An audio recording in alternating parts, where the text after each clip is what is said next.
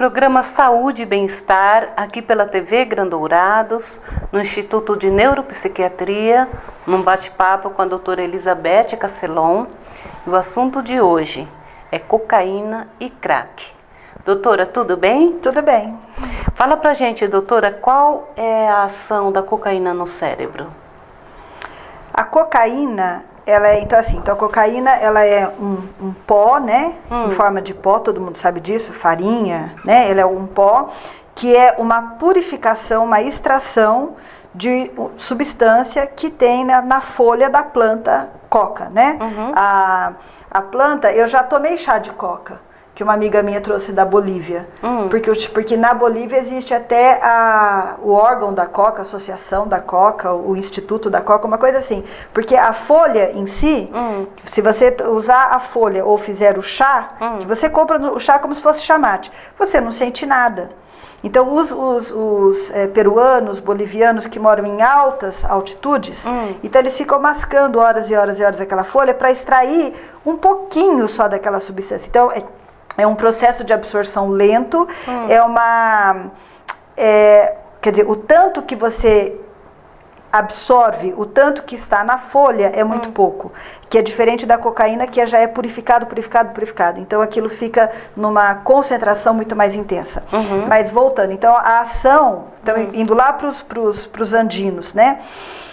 A cocaína no cérebro atua bloqueando receptores os receptores de recaptação da serotonina, da noradrenalina e da dopamina. Então ele é um inibidor de recaptação de noradrenalina e dopamina, e com isso aumenta os níveis dessas substâncias na fenda sináptica. O que é isso?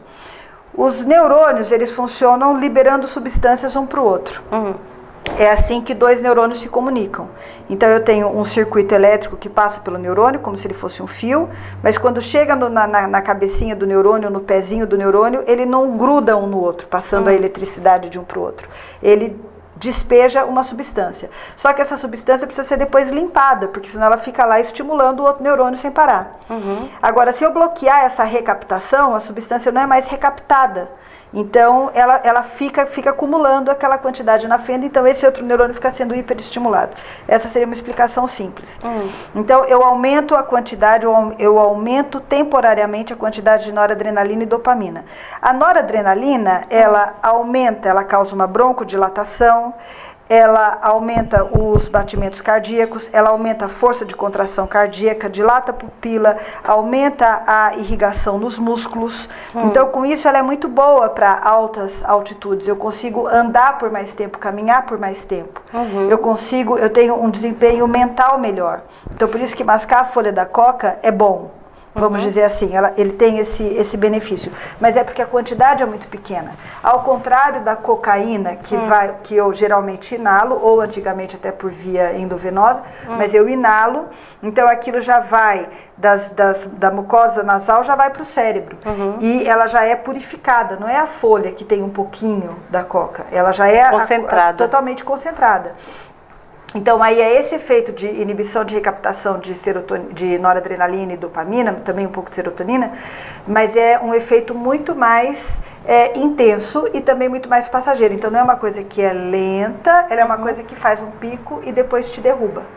Então, o efeito vai ser euforia, agitação. No início, nas primeiras vezes que eu uso, é uma coisa muito boa, eu fico muito ligada, eu fico muito eufórica, eu fico muito feliz, eu fico muito desinibida, talvez com muito desejo sexual, eu fico doidona, né? E isso me dá muito prazer, né? Mas aos poucos, no decorrer dos meses, essa sensação de prazer ela é menor. O pico, esse êxtase que eu tenho, esse barato, ele vai sendo cada vez menor, só que ele vai me puxando cada vez mais para baixo na ausência da droga. Então, as pessoas que usam, muitas delas usam justamente para evitar, para prevenir, para sair da angústia, da depressão, do buraco em que ela se encontra na ausência da substância. E aí ela tem a fissura, que é o desespero para poder usar. E aí a tendência é sempre usar uma quantidade maior. Usar uma já quantidade que maior. Ela tá... Não é, isso não acontece com todo mundo, tá? Então tem muitas pessoas que vão falar, não, eu uso cocaína uma vez por mês e eu gosto, é quando eu tô numa festa, geralmente eu bebo e eu uso cocaína e tal, e eu não tenho essa coisa, depressão, tudo isso que você tá falando, comigo não acontece nada. Mesmo que seja só isso, já não é bom, porque a cocaína em si, mesmo que, por exemplo, não, eu uso só esporadicamente, ou para com isso, para de ser careta, eu só um pouco e tal. Mas eu, naquele momento ali que eu estou usando, eu estou me colocando sob vários riscos, né? Por exemplo, porque como ela aumenta a contração cardíaca, mas ao mesmo tempo causa vasoconstrição, então a cocaína naquele momento ela aumenta o meu risco de arritmia e de infarto agudo do miocárdio, de AVC. Então eu tenho os riscos agudos, além do que me coloca numa situação de comportamento impulsivo, eu tô doidona, eu transo não sei com quem, eu peguei o carro, eu fiz não sei quem, então eu tenho vários comportamentos de risco que podem se associar a esse estado ali de intoxicação. Então, mesmo nessas pessoas que julgam que tem a situação sob controle, mesmo para elas aquilo não é muito bom. Tem gente também que usa justamente para aumento de desempenho. Então, eu tenho caminhoneiros, eu tenho até cortadores de cana, né? Ou pessoas que fazem plantão, então você usa a cocaína para poder ter naquele momento, não entrar em fadiga, não entrar em cansaço. É como um energético. Como um energético, exatamente. Né? Só que o problema é que o pico é muito grande, então você não fica só energizado, mas você fica, você perde você pode perder a crítica e tomar atitudes impulsivas. Por exemplo, eu estou dirigindo, eu estou ligado, só que eu vou ter uma forma de direção mais arriscada, menos controlada. E eu estou achando que não, eu estou achando que eu estou bem, né? E o problema é que esse efeito também ele vai se tornando menor, porque aí quanto mais frequentemente eu usar. E você acredita que muitos acidentes são causados porque a pessoa ingeriu? Mais é álcool, né? Mais é o álcool, né? Mas cocaína também, mas é mais o álcool. E a pessoa e que os dois muitas vezes vêm juntos. Vêm juntos? A pessoa usa junto. E qual é a duração no organismo da pessoa quando ela faz o uso da cocaína? Então, o efeito da cocaína, ele vai demorar alguns minutos para aparecer e depois ele vai durar algumas horas. Né? Tipo, sei lá, fiquei umas 2, 3 horas. Já o crack, ele é uma pedra feita de resíduos da cocaína, mas então assim, ele é a cocaína que está ali com mais outras coisas, e aí é uma pedra amarela que eu queimo e eu inalo. Quando eu inalo, ela não vai pelo nariz, né? Ela já vai direto, ela já desce. Então, a cocaína sobe, vai pelo nariz e tal, e como ela causa vasoconstrição, nasal também, então a absorção é um pouco mais lenta. Porque é só pelo nariz, que é uma mucosa menor, é menos área para absorver, e essa área está com vasinho constrito. Então absorve também bastante tal, porque é um material purificado, mas não é tanto quanto o crack que eu inalo, ele já vai direto, ele pega todo o meu pulmão, que é uma área enorme. Então o crack, segundos, eu já estou lá em cima. Mas dura também alguns minutos e eu já desço lá para baixo. E aí eu fico mais uma. Por isso que os pacientes falam, não, chego lá, aí eu fico usando até acabar o dinheiro. Porque eu fico tendo esses picos, pico, desce. E justamente por ser esse pico, quanto maior o pico e mais rápido, mais, neurobiologicamente falando, maior é o risco da dependência. De eu gravar uma coisa no meu cérebro que depois precisa ser repetida. Então, por isso que a gente sabe que o crack ele pode até viciar na primeira vez que você usa. Nossa, primeira vez. E quais são os riscos, doutora, para quem usa? São vários, né? Eu tenho os riscos imediatos, que eu falei, que é arritmia, infarto agudo do miocárdio, um AVC, por toda essa questão cardiovascular, né? Aí eu tenho os riscos crônicos, que a gente sabe que, eu vou falar mais assim, eu posso ter lesão pulmonar, né? Eu posso ter embolia pulmonar, eu posso ter o pulmão todo lesado por causa da cocaína, eu posso ter, mas vamos falar aqui da parte neurológica e neuropsiquiátrica, que é também o prejuízo neurocognitivo, ou seja, o início de uma síndrome demencial. Eu vou perdendo... Quando eu uso por muito tempo, eu vou perdendo a minha capacidade. Eu posso até às vezes nem perceber. Eu falo, não, eu tô a mesma pessoa, mas não tô. Eu não consigo mais estudar para um concurso. Eu não consigo mais elaborar um projeto com todos os detalhes, com todas as minúcias e dar prosseguimento a isso. Muitas coisas que eu acho que eu dou conta, mas na realidade a minha vida vai se simplificando e se desestruturando e se desmontando porque eu não dou mais conta cognitivamente, o meu raciocínio, o meu intelecto já não é mais o mesmo. Então isso é uma consequência. A outra coisa é que muitas vezes as pessoas que começam o uso de cocaína, elas já tinham antes um transtorno bipolar. Vamos chamar assim, o espectro bipolar. Elas já eram pessoas que tinham muitas oscilações de humor, com fases de depressão e uma tendência à impulsividade, a comportamentos de risco. Eram pessoas que no momento do desespero, no momento da emoção, não conseguem controlar muito bem essa emoção, lidar com a emoção, parar para pensar, elas vão lá e fazem as coisas, né? Então está muito associado a você já ter antes TDAH, que é o déficit de atenção e hiperatividade, transtorno bipolar, às vezes depressão, e aí a cocaína agrava tudo isso. Porque ela fica te jogando para baixo, para cima e para baixo, ela vai agravando, tanto o transtorno bipolar quanto o TDAH. E uma coisa bem comum é o transtorno psicótico. É a pessoa ficar com delírios, alucinações. Então é bem comum você falar, não, eu comecei a me sentir perseguido. Bem comum o delírio de perseguição. Eu comecei a achar que estavam me perseguindo, tem alguém em casa. Então é bem comum. Às vezes chega a esposa e fala, não, ele passa a noite com a arma na mão, com o negócio na mão, andando pela casa. Fala, não, ele está usando cocaína. É uma das principais suspeitas, né? Ele passa a noite todo agitado, ele grita, ele fica pedindo para trancar a casa, ele está todo com medo, você fala, então provavelmente ele está usando cocaína. Isso lembra um pouco quem tem aquele transtorno de esquizofrenia, né? Sim, é como se fosse uma esquizofrenia, é como se fosse mesmo, porque por esse excesso de dopamina, tem até uma correlação aí neurobiológica, associando uma coisa a outra, mas é causado pela cocaína. E a família, por exemplo, não pode confundir? Achando que... A família vai levar para o psiquiatra e o psiquiatra vai descobrir e vai tratar, né? Vai tratar, inclusive, até com os mesmos medicamentos que a gente usa na esquizofrenia. Né? Mas doutor, aí entra o tratamento de sair do consumo também. Você deu uma pincelada aí sobre a diferença do crack, né, e a cocaína, mas agora de forma mais ampla, a diferença no organismo. Então, os dois, os efeitos dos dois são baseados na mesma substância. Que é a cocaína, que é esse aumento de noradrenalina no corpo. Então, o aumento de noradrenalina... Só um instante, a noradrenalina, qual é a sensação que ela causa na pessoa? É uma substância que é produzida, né? Ela é produzida pelo cérebro, a gente tem o locus cerúleus, enfim, tem estruturas que liberam essa substância. E ela age difusamente em diferentes áreas. No cérebro, ela age muito em áreas associadas à atenção, concentração, motivação, então você fica ligado. Mas ela também age em todo o organismo, causando vasoconstrição do intestino, vasoconstrição esplâncnica, vasoconstrição cardíaca, mas aumento da frequência cardíaca, aumento da força do trabalho do coração, por isso que fica desproporcional. O teu coração é convidado a bater mais, mas a irrigação dele fica pior. Então, se o coração trabalha mais rápido e com mais força, ele precisaria ter uma vasodilatação, para ter mais sangue indo para ele. Mas não, ele tem vasoconstrição, por isso que aumenta o risco de infarto, aumenta o risco de arritmia. Então, aumento da frequência cardíaca, broncodilatação, dilatação da pupila, vasodilatação nos músculos e na pele.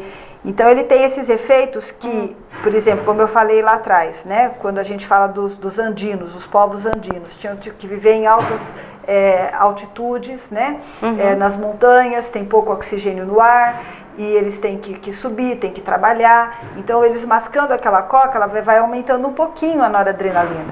Então, é uma coisa assim, mais leve, então talvez seja até bom. Né? Agora, o que a gente extraiu foi o produto concentrado, então aí você causa um pico que é demasiado e depois você tem um rebote, que é uma depressão e que também é demasiada e que também te deixa mal. Psiquicamente e também assim, fisicamente, letargia, dor, fadiga, cansaço, né? Nossa, na verdade é um problema muito sério, né? Quem é dependente da cocaína e do crack. É um problema que risco de destrói, vida até, que né? destrói famílias, é uma tragédia. É uma tragédia para a pessoa e para os familiares. É terrível, é terrível. E a pessoa está colocando a vida dela em risco, né? Sim. Pela explicação que você colocou. Não, sim, e todo projeto financeiro, todo projeto de estruturar uma vida profissional, todo projeto familiar é algo terrível. Né? Nós temos ídolos e pessoas que morreram, né? De pessoas famosas, eu não vou mencionar, mas nós temos na história, está cheio de gente, né? Destruiu a carreira, né? A gente sabe disso. Bom, a gente vai para um rápido intervalo, mas não saia daí porque a gente volta já já.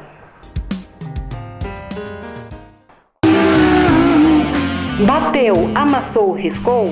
Venha para a Sportcar. Aqui você encontra o que tem de mais moderno em recuperação automotiva, funilaria, pintura, lavagem e muito mais.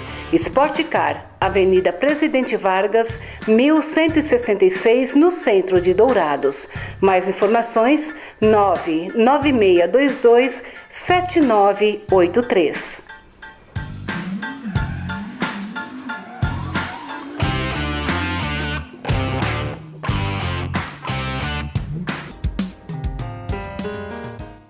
De volta com o programa Saúde e Bem-Estar, conversando com a doutora Elizabeth sobre o tema cocaína e crack.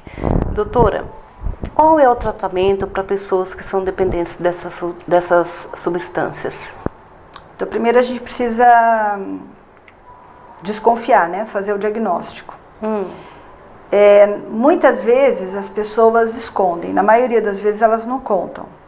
O álcool a pessoa também não conta, mas meio que você vê bebendo porque o álcool não é proibido, né? Então você começa a observar que a pessoa está bebendo demais. Ela pode beber escondido, sim, muitas vezes, mas meio que é mais fácil você ver. Agora, a cocaína, dificilmente o seu esposo vai usar cocaína ali na tua frente, né? Então, às vezes, a pessoa usa já há anos e você não sabe. Porque ele usa quando ele vai, final de semana, jogar futebol com os amigos, ou quando ele vai, ficou um tempo ali no escritório, leva para o escritório, usa. Então, muitas vezes, demora muito para perceber. Mas eu acho que alguns indícios é assim, você perceber muitas oscilações de humor. Então, uma hora está muito agitado, está muito ligado de uma coisa estranha. E em alguns momentos está muito depressivo, muito mole, muito de ressaca, né? Muito detonado. Então você começa a chamar atenção. Outra coisa são gastos que você não entende, né? Isso também, às vezes eu posso demorar muito, porque o meu marido tem o salário dele, eu tenho a empresa dele, como é que eu vou saber o que ele está gastando no cartão dele ou os cheques que ele está dando, né? Então as pessoas às vezes demoram para ter essa visão, né, dos gastos excessivos que estão acontecendo, principalmente se é uma família onde as pessoas, está ganhando até relativamente bem, então, ele gasta aí 500, 600 reais, 700 reais por mês com cocaína, mas você não, porque não é todo dia, então, enfim, essa questão dos gastos. A queda do desempenho, né, do desempenho profissional. Então, só que isso também demora para aparecer, porque às vezes eu estou usando cocaína e eu estou achando até que meu desempenho está melhor, porque eu estou ligado, eu consigo dirigir mais, eu consigo trabalhar até tal hora, fazer não sei o quê. Só que, na realidade, a perda vai ser uma perda gradual dessa capacidade de ponderação, articulação, planejamento estratégico de longo prazo. Mas é difícil perceber que eu estou perdendo isso, né? Então, eu acho que o que mais vai chamar atenção são essas oscilações, essas saídas, né? De repente, meia-noite eu vou sair. Vou sair, não, vou dar uma saída. Vou dar uma saída por quê? Né?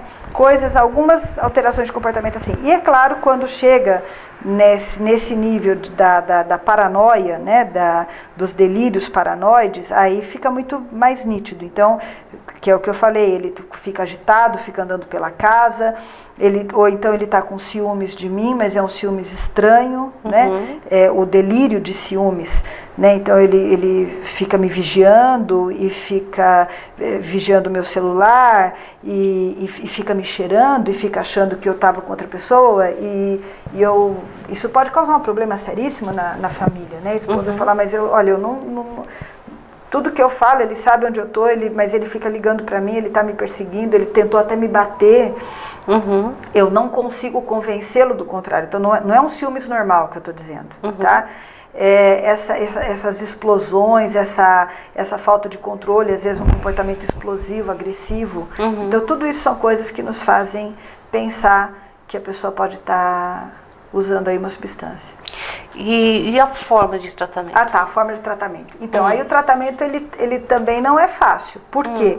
Não existe um remédio específico. Eu poderia dar uma vacina, né? Olha, agora você vai tomar uma vacina, se você usar cocaína, vai te empipocar toda, ou ou a cocaína vai perder o efeito, os receptores lá vão estar todos bloqueados, mas as coisas não são tão simples assim, então não tem esse remédio.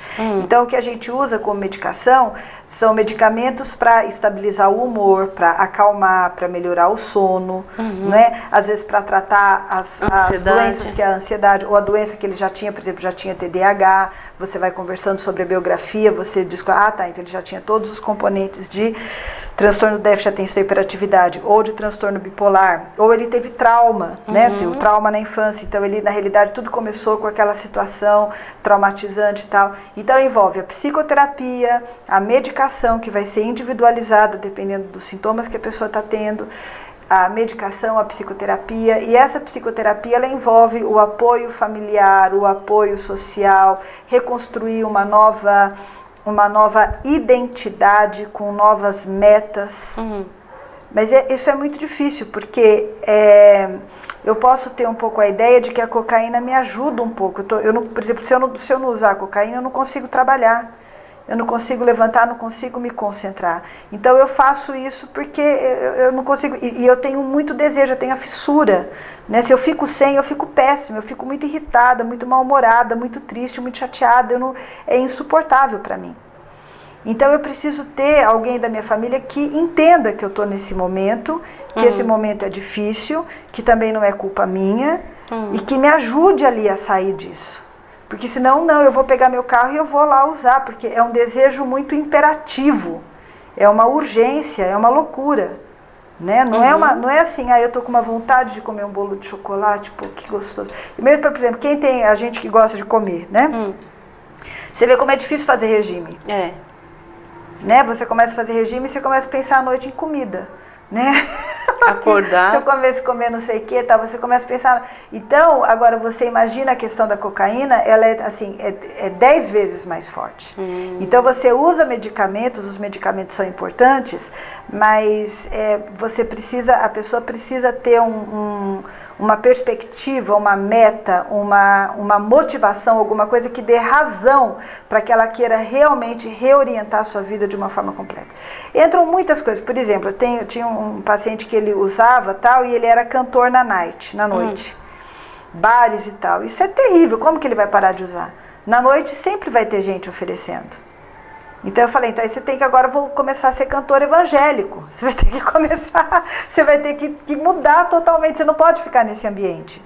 Né? Porque existe essa questão dos gatilhos, que no caso da cocaína são muito fortes. Por exemplo, se eu coloquei essa roupa e esse vestido aqui era sempre o vestido que eu uso para ir usar a minha cocaína. Então eu tenho que dar fim nesse vestido. Né? Ou eu tinha ali aqueles objetos que eu uso, aqui que eu coloco, ali que eu espalho e tal, eu tenho que dar fim naqueles objetos. Porque tudo aquilo faz lembrar. Tudo me faz lembrar. Ou eu me encontro com você, era com você que a gente ia tal. Você não pode mais vir na minha casa. Não posso mais ver você. Tem que cortar os gatilhos. Todos os gatilhos, todas as recordações, tudo aquilo que me faz lembrar, aquele banquinho, aquele cinzeiro, aquele lugar ali e tal, a bebida, porque muitas vezes é bebendo que aí me dá vontade de usar, é sair com tal pessoa, é ir em tal bar. Então eu preciso mudar radicalmente. E a dependência da cocaína e do crack é semelhante ao do cigarro, o normal? É pior. É pior? É muito pior. E a dependência é mais rápida também? A pessoa usou uma vez, 2 vezes, já se torna dependente? Principalmente no crack. Principalmente no crack. Nossa, é muito preocupante, né, doutora? Sim. Sem contar tudo que você já falou no início do programa, os malefícios que traz para a saúde da pessoa, né? Bom, o nosso programa vai ficando por aqui. Eu espero que você tenha gostado do tema e eu sempre ressalto que qualquer informação que você queira a respeito de saúde mental, você pode enviar um e-mail para Roseli Faria, lembrando que Roseli é com yfaria801@gmail.com, e a gente vai sempre trazer aqui para debatermos neste programa. Muito obrigada pela sua presença, doutora. Obrigada a você pela oportunidade. E eu espero que vocês tenham gostado e até o nosso próximo encontro.